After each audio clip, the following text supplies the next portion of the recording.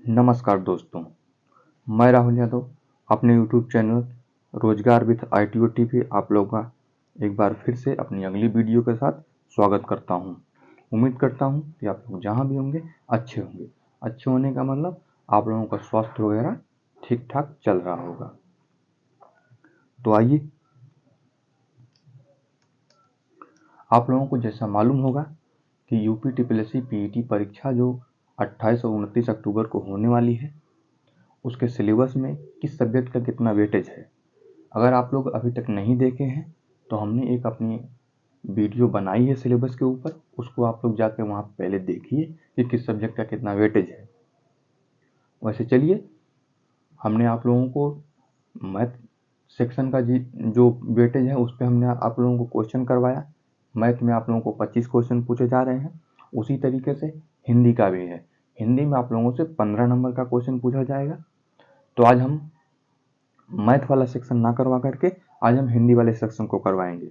हिंदी वाले सेक्शन में आप लोगों को 15 नंबर का पूछा जाएगा। इस 15 नंबर में आप लोगों को 2 पैराग्राफ पूछे जाएंगे, एक पैराग्राफ से 5 नंबर का, 2 पैराग्राफ से 10 नंबर के।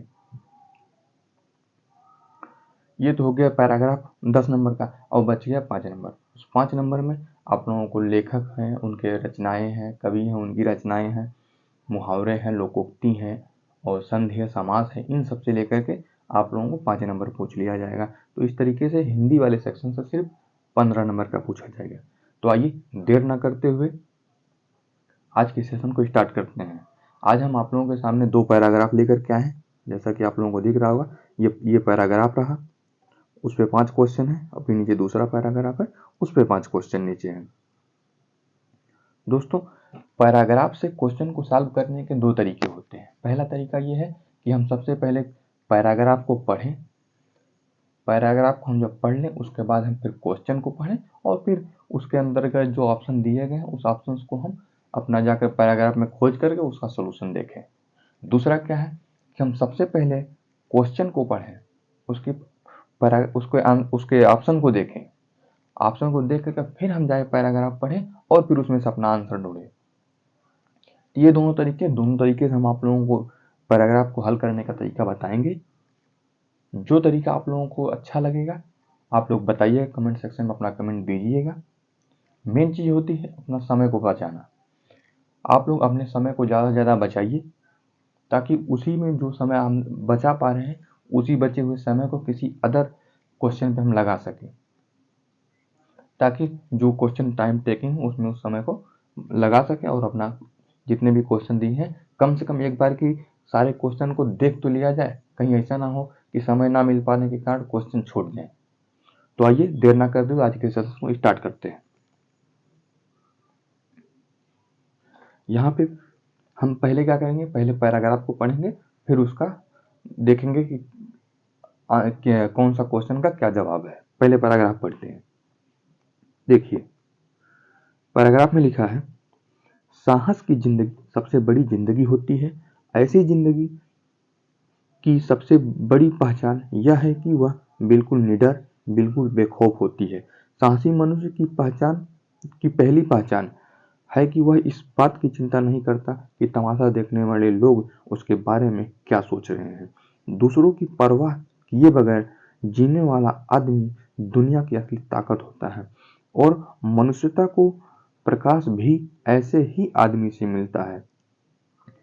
साहसी मनुष्य उन सपनों में भी रस लेता है जिसका कोई व्यावहारिक अर्थ नहीं है। साहसी मनुष्य सपने उधार नहीं लेता, वह अपने विचारों में रमा हुआ अपनी ही किताब पढ़ता है। झुंड में चलना और झुंड में चरना तो भैंस और भेड़ का काम है। साहसी मनुष्य तो सिंह के समान होता है जो अकेला होने पर भी मग्न रहता है। अर्नाल्ड बेनेट ने एक जगह लिखा, जो आदमी उपयुक्त अवसर मिलने पर भी साहस से काम न ले सका वह कभी भी सुखी नहीं हो सकता। समय पर साहस न दिखाने वाला व्यक्ति अपने भीतर एक आवाज सुनता है जो उसे बराबर कहती है, तुम साहस नहीं दिखा सके, तुम कायर की तरह भाग खड़े हुए। ये तो रहा हमारा पैराग्राफ। हमने पैराग्राफ को पहले पढ़ लिया। अब आइए क्वेश्चन को देखते हैं, उसके ऑप्शंस को देखेंगे। पहला, साहसी मनुष्य क्या उधार नहीं लेता है। तो ऑप्शन है 4 सपने, विचार, बुद्धि और अवसर। दूसरा है साहसी मनुष्य किसके समान है, तो ऑप्शन है भैंस, भेड़, सिंह, जानवर। तीसरा है दुनिया की परवाह किए बगैर जीने वाले व्यक्ति से किसको प्रकाश मिलता है, तो दुनिया को, समाज को, मनुष्यता को, आम आदमी को। चौथा है लेखक ने कैसे जीवन को महान बताया है, पहला है विवेकशील जीवन को, दूसरा है कमजोरी की, और सी है स्वावलंबनपूर्ण को, और डी है हिम्मत की। पांचवा इनमें से कौन सा व्यवहारिक शब्द के लिए पर्यायवाची शब्द नहीं है, पहला है व्यवहारशील, दूसरा आदर्शवादी, तीसरा है व्यवहार में लाने के योग्य, और चौथा है व्यवहार कुशल। देखिए अब हमने पैराग्राफ भी पढ़ लिए, क्वेश्चन भी देख लिए। अब इन क्वेश्चनों के में जो ऑप्शन उसके हिसाब से हम चलेंगे अपने पैराग्राफ में और क्वेश्चन का आंसर ढूंढेंगे। पहला है यहाँ पे पहला दिया है साहसी मनुष्य क्या उधार नहीं लेता। जो चीज हम अंडरलाइन करेंगे उसी में आप लोग देखिएगा हम आंसर ही अंडरलाइन करेंगे। तो साहसी मनुष्य क्या उधार नहीं लेता है वो हम अंडरलाइन कर रहे हैं, आप लोग देखिएगा। इसमें देखिएंगे आप साहसी मनुष्य सपने उधार नहीं लेता। क्या साहसी मनुष्य सपने उधार नहीं लेता, तो ऑप्शन के तो क्वेश्चन का जो है उसके क्वेश्चन में जो ऑप्शन दिए हैं उसके अकॉर्डिंग कौन सा ऑप्शन सही हो जाएगा, पहले का ए वाला ऑप्शन सपने सही हो जाएगा। तो साहसी मनुष्य क्या उधार नहीं लेता, तो साहसी मनुष्य सपने उधार नहीं लेता। ठीक, ये पहला हो गया। दूसरा साहसी मनुष्य किसके समान है, अब इसके ऑप्शन को चलिए उसमें ढूंढते हैं। तो यहां पे आप लोगों को दिख पा रहा होगा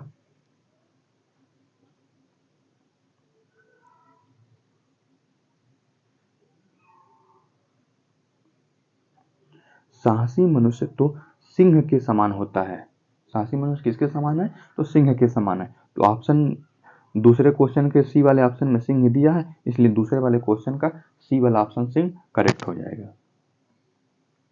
चलिए तीसरा क्वेश्चन दुनिया की परवाह किए बिना जीने वाले व्यक्ति से किसको प्रकाश मिलता है। चलिए यहां पे लिखा है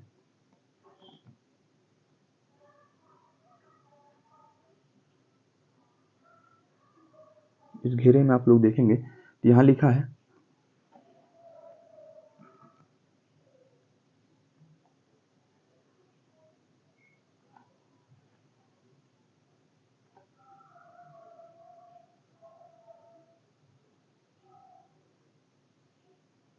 इस घेरे में आप लोग देखेंगे तो यहाँ लिखा है दूसरों की परवाह किए बगैर जीने वाला आदमी दुनिया की असली ताकत होता है और मनुष्यता को प्रकाश भी ऐसे ही आदमी से मिलता है। तो किसको प्रकाश मिलता है, मनुष्यता को प्रकाश मिलता है। इसलिए जो तीसरा है इस क्वेश्चन है इसका जो सी वाला ऑप्शन है यहाँ पे मनुष्यता को ये करेक्ट हो जाएगा, तीसरे का सी करेक्ट हो जाएगा। चलिए अब अगला देखते हैं। चौथा क्वेश्चन लेखक ने कैसे जीवन को महान बताया है। तो ये जो पैराग्राफ इस पैराग्राफ को पढ़ने से हमें ये लग रहा है कि इसमें साहस और हिम्मत की बात किया गया, इसलिए चौथे वाले क्वेश्चन में जो ऑप्शन दिए गए हैं इसमें चौथा वाला ऑप्शन हिम्मत दिया है ये करेक्ट हो जाएगा, हिम्मत की। ठीक, पांचवा क्वेश्चन इसमें से कौन सा व्यवहारिक शब्द के लिए पर्यायवाची शब्द नहीं है। जो चार ऑप्शन इसमें दिए हैं इसमें से व्यवहारशील, व्यवहार में लाने के योग्य और व्यवहार कुशल, ये तीन ऑप्शन जो है ये व्यवहार से किसी न किसी तरीके से रिलेट कर रहे हैं। और जो इसी में दिया है बी वाले ऑप्शन पे आदर्शवादी या व्यवहार से रिलेटेड करके नहीं है, इसलिए यह ऑप्शन सही हो जाएगा। तो पांचवें का बी ऑप्शन आदर्शवादी करेक्ट हो जाएगा। तो इस तरीके से हमने आप लोगों को एक पैराग्राफ हमने आप लोगों को कराया। पहले हमने पैराग्राफ पढ़ा, फिर हमने उसके क्वेश्चन को पढ़े और उसके ऑप्शन के हिसाब से उसका आंसर ढूंढे। अब दूसरा वाला देख लेते हैं, दूसरा पैराग्राफ। इसमें हम क्या करेंगे, पहले हम क्वेश्चन को पढ़ेंगे फिर हम चल के पैराग्राफ को पढ़ेंगे। पहला क्वेश्चन वनों का मूल्य आगने का अर्थ है वनों का महत्व समझना, वनों को अत्यधिक काटना, वनों को बेचना, वनों को लगाना।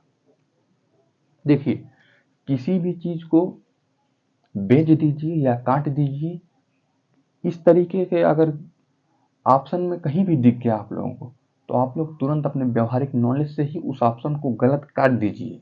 उसे नेग्लेक्ट कर दीजिए, उसे एलिमिनेट कर दीजिए, क्योंकि वह जो हमारे व्यवहारिक नॉलेज से ऑप्शन गलत लग रहे हैं वो वाकई में ही गलत होते हैं। अगर हम पैराग्राफ को पढ़ेंगे तो वो हमें गलत ही मिलेंगे पैराग्राफ में। ये एक तरीके से समय बचाने का एक बहुत ही, समझिए कि पैराग्राफ को हल करने का बहुत शॉर्ट ट्रिक है, समझिए। चलिए, ये हमने 4 ऑप्शन हो गया। दूसरा, आश्रय स्थल से अभिप्राय है भोजन का स्थान, घूमने का स्थान, रहने का स्थान और आश्रम। तीसरा है, वनों के संरक्षण से अभिप्राय है वनों को काटना, वनों को फैलाना, वनों को साफ करना, वनों को बचाना। डी है, वन पर्यावरण की रक्षा किस प्रकार करते हैं? तेज हवाएं चलाकर, छाया देकर, वर्षा कराने में सहायक बनकर, लकड़ी देकर। पांचवा है, नदियों में जलधारा किसके कारण प्रभावित हो रही है? तो वनों के कारण, धरती के कारण, किसानों के कारण और समुद्रों के कारण। अब हमने पहले क्वेश्चन पढ़े, उसके ऑप्शंस को देखे, अब हम चल रहे हैं पैराग्राफ को पढ़ेंगे। विश्व की कोई भी ऐसी सभ्यता नहीं है जिसने वनों के मूल्य को ना आंका हो। वन विभिन्न प्रकार के पशु पक्षियों तथा प्रजातियों के लिए एकमात्र आश्रय स्थल थे और आज भी हैं। जो हमारे पशु पक्षी हैं, जानवर हैं, ये जंगलों में ही रहते हैं, उनके रहने का स्थान जंगल ही है। जैसे हम लोग मनुष्य, तो हमारे रहने का स्थान क्या है? हमारा घर है, बस वही कह रहा है। वनों के निरंतर घटने से इनके संरक्षण की आवश्यकता पड़ी। अब जंगलों में पशु पक्षी और जानवर रह रहे हैं, अगर हम जंगलों को काट देंगे तो ये लोग कहाँ जाएंगे? उसी तरीके से जैसे हम लोग घरों में अपने रह रहे हैं, अभी हमारे घर को उजाड़ दिया जाए तो हम लोग कहाँ जाएंगे? बस अपने से और जानवर से रिलेट करके इस पैराग्राफ को लोग पढ़ते चले जाइए, आंसर निकलते चले जाएंगे। आज भी वन संरक्षण की आवश्यकता पहले जैसी ही बनी हुई है, क्योंकि निरंतर वन काटे चले जा रहे हैं लोग। वनों में उगे पेड़ पौधे हमारी ईंधन की समस्या का समाधान करते हैं। इनसे हमें इमारतें, फर्नीचर आदि बनाने के लिए कई प्रकार की लकड़ियां प्राप्त होती हैं। साथ ही कागज बनाने के लिए कच्ची सामग्री भी प्राप्त होती है। परंतु इन्हें काटने के साथ साथ इनका संरक्षण भी आवश्यक है। पेड़ पौधे वर्षा कराने में सहायक बनकर पर्यावरण की रक्षा करते हैं। यहाँ पे अभी हमने देखा है, ये चौथा क्वेश्चन आप लोग देखेंगे, यहाँ पे लिखा है वन पर्यावरण की रक्षा किस प्रकार करते हैं। तो यहाँ पे आप लोगों को दिख पाएगा,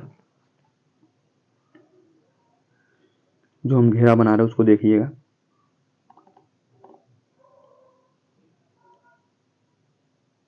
देखिए, घेरे में देखिए, पेड़ पौधे वर्षा कराने में सहायक बनकर पर्यावरण की रक्षा करते हैं। तो पर्यावरण की रक्षा वन किस प्रकार करते हैं? वर्षा करा करके पर्यावरण की रक्षा करते हैं। तो यहाँ पे चौथे क्वेश्चन का हमारा सी वाला ऑप्शन करेक्ट हो जाएगा, वर्षा कराने में सहायक बनकर के।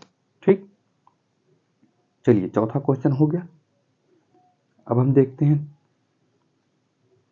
अब आगे बढ़ते हैं। वहीं इनमें कार्बन डाइऑक्साइड जैसी विषैली गैसों को सोखने की क्षमता भी होती है, जिससे हवा में गैसों का संतुलन बना रहता है। देखिए, जो हमारा पर्यावरण है, इसमें ऑक्सीजन और कार्बन डाइऑक्साइड की मात्रा का जो भी रेशियो है वह अपना बना हुआ है। अगर हम पेड़ पौधों को काटते चले जाएंगे तो एक समय क्या होगा कि ऑक्सीजन को रिलीज करने वाला और कार्बन डाइऑक्साइड को अवशोषित करने वाला में कमी हो जाएगी। इससे क्या होगा, कार्बन डाइऑक्साइड बढ़ जाएगी और ऑक्सीजन की मात्रा कम हो जाएगी। तो इस तरीके से हमें जब सांस लेने में दिक्कत होने लगी, हमारे दम घुटने लगेंगे। ठीक, चलिए, संतुलन बना रहता है। ऐसा करके वे हमारी पृथ्वी को सुरक्षित रखते हैं। पर्यावरण की सुरक्षा के साथ साथ हमारी सिंचाई और पेयजल की समस्या का समाधान भी वनों के संरक्षण से ही संभव हो पाता है, क्योंकि हम जब तक पेड़ नहीं रहेंगे तब तक वो इन्वायरमेंट नहीं बनेगा, और जब इन्वायरमेंट नहीं बनेगा तो फिर ये वर्षा नहीं होगी, और वर्षा नहीं होगी तो हमें पीने के लिए पानी वगैरह नहीं मिलेंगे और समस्याएं बढ़ती चली जाएंगी। ये यही कह रहा था। वनों के कारण ही नदियां अपने भीतर जल की अमृत धारा सजोकर प्रवाहित हो रही हैं। आप लोग पांचवा क्वेश्चन पढ़िए, नदियों में जल धारा किसके कारण प्रवाहित हो रही है? तो यहाँ पे लिखा, अब अंडरलाइन करते हैं हम, वनों के कारण ही नदियां अपने अंदर जल की अमृत धारा सजोकर प्रवाहित हो रही है। किसके कारण? तो वनों के कारण प्रवाहित हो रही है। इसलिए यहाँ पे 5वें का ए वाला ऑप्शन वनों के कारण करेक्ट हो जाएगा। तो इस तरीके से चौथा और 5वां हमारा क्वेश्चन सॉल्व हो गया कि इसका क्या ऑप्शन है। अब चलिए आगे देखते हैं।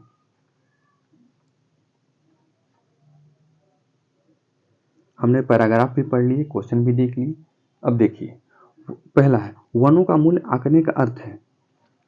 इसमें बी वाला ऑप्शन आप लोग देखेंगे, वनों को अत्यधिक काटना, और सी है वनों को बेचना। वनों को काटना और वनों को बेचना, ये तो एकदम समझिए हमारे व्यवहारिक नॉलेज से ही गलत है। हम डी को देखें, वन लगाना, वन तो हम लगा सकते हैं, लगाइए, जितना लगाएंगे हमारे लिए फायदा ही है। तो यहाँ पे वनों का मूल्य आंकने से है, वनों का महत्व समझने से होता है।